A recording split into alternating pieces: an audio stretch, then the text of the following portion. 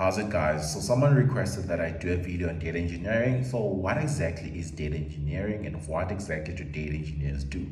Now, in essence, think about an organization, right? As a company, you probably want to store data, manage data, or analyze data, right? In order for all of that to happen, you need some sort of infrastructure that ensures that there's a flow of data from whatever database to whatever system or to whatever dashboard that you'll be visualizing the data on. And you want your data scientists to have access to this data and all of that, right? So that infrastructure is managed by the data engineers. So data engineering is really about managing the infrastructure that all your data people need to access data, work with data, transform the data, or even get insights.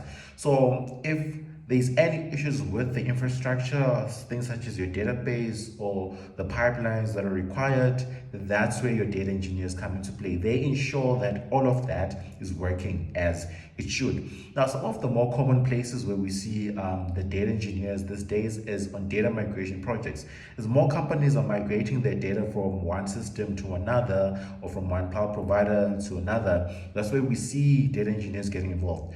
Interesting enough, I'm actually working on a data migration project where I'm working with a couple of data engineers. So in that project, the data engineers essentially ensure that the data that they're moving from one system and to another system, they build the ETL rules that are required to extract the data, transform the data, and then load the data. In addition to that, they ensure that the environment where they're going to be loading the data is working as it should. So in that space of migrating the data, you don't really see data analysts or data scientists because it's just about moving the data and ensuring that the environments are ready. Once the migration is completed successfully, then your data analysts can come and take advantage of the data to create insights, and your data engineers can then come and build models onto the data.